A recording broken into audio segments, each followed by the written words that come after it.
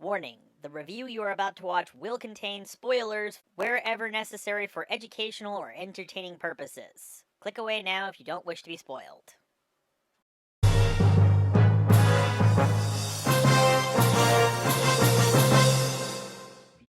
Hello friends, I'm the Dyslexic Cosplayer, and today it's time we take a look at Blake 7. We're going to be looking at Episode 4, Time Squad. And it's the first really weak episode of Season 1, unfortunately. I definitely think by this point Terry was trying desperately to start making up some filler episodes while working on bigger and better episodes down the line, and it kinda shows. So let's get into the synopsis. Blake and the crew of the Liberator have clearly been practicing for some time to get the controls down so they know how to actually fly it. We also learn a little bit about the dynamics of how the crew work exactly, being more of a republic of pirates rather than Blake's personal band of freedom fighters. After an argument about traveling to the planet Saurian Major so Blake can go destroy a major communications hub because, well, that's just what you do when you're a terrorist, they end up detecting a distress call from a spaceship in the middle of nowhere. As far as Zen can tell, it's basically the equivalent of a Dodge Grand Caravan.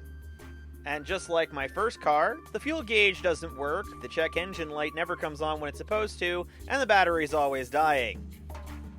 Despite the possibility of it being a trap, the crew decide to go and investigate anyway. However, once Blake and Jenna teleport over, the ship's automatic repair system does the opposite and proceeds to break the teleporter so that they can't teleport them back. So this leaves Avon in the position of having to pull the ship into the cargo bay before Blake and Jenna's limited air supply over on this new ship runs out.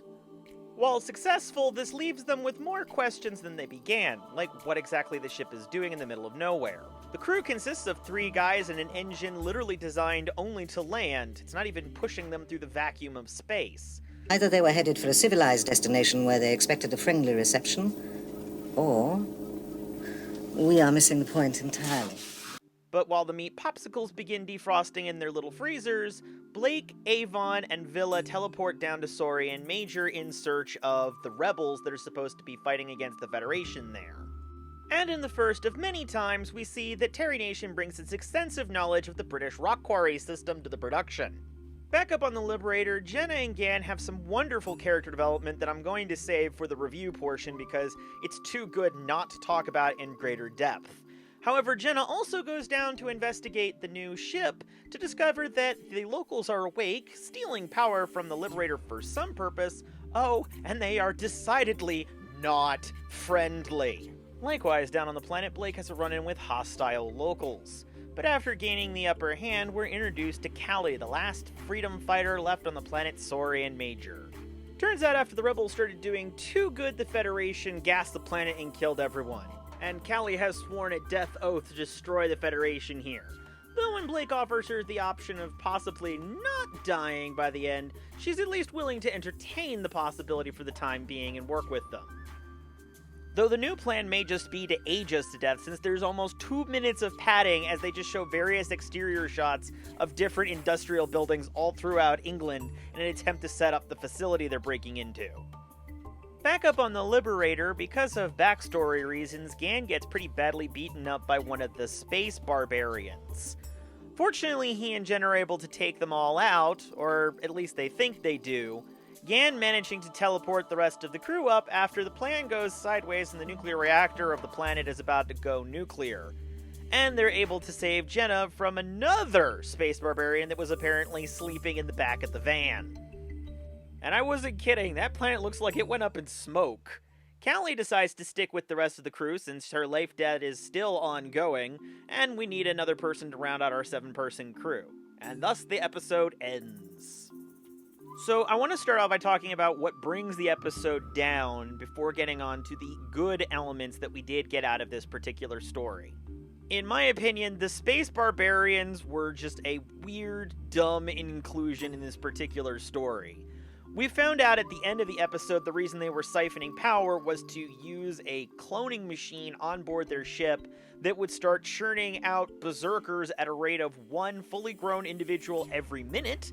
I'm not entirely sure how that works, nor how this whole I think it's supposed to be a colonization plan is actually all that practical, since it hinges on someone willingly bringing you into their living room, letting you put your feet up and steal their power so that you can start up your little cloning machine.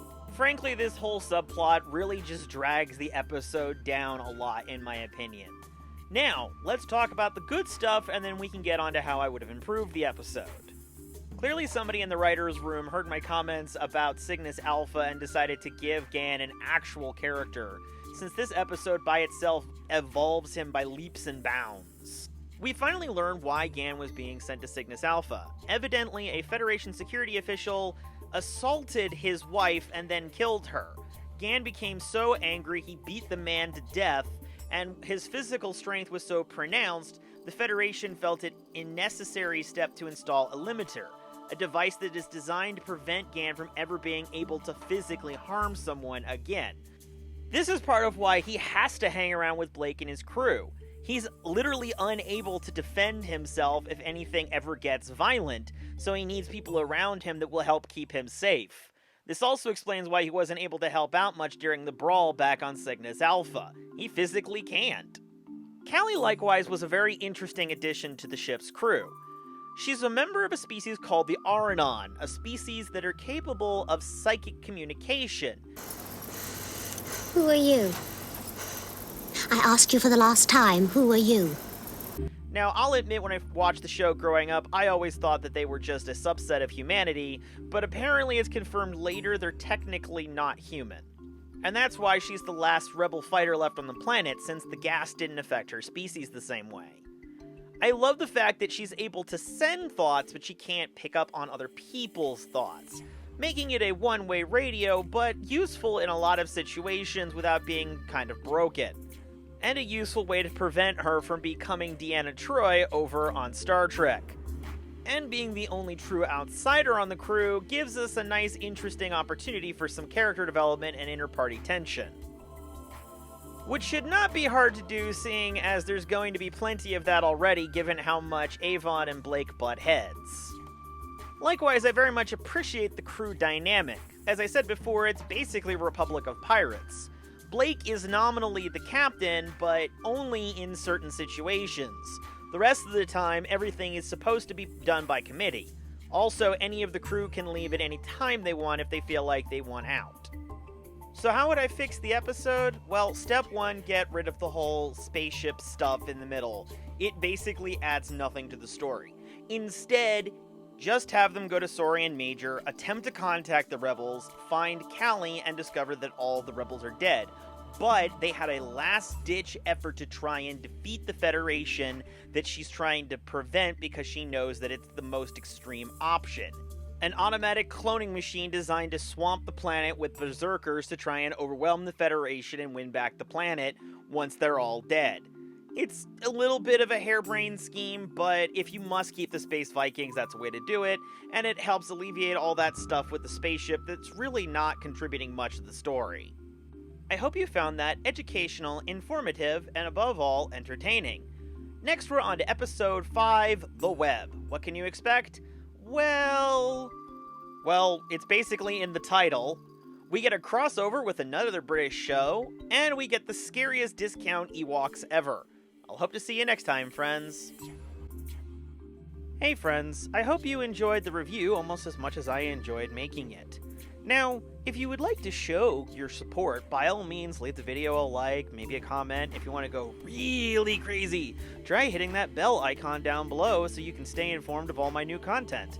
As you can see, I'm coming out with a bunch of new videos. I'm also going to be hopefully doing more cosplay tutorials. If you'd like to show some more support in a more substantial way, try heading on over to my Patreon or my Facebook. Both will be links down below.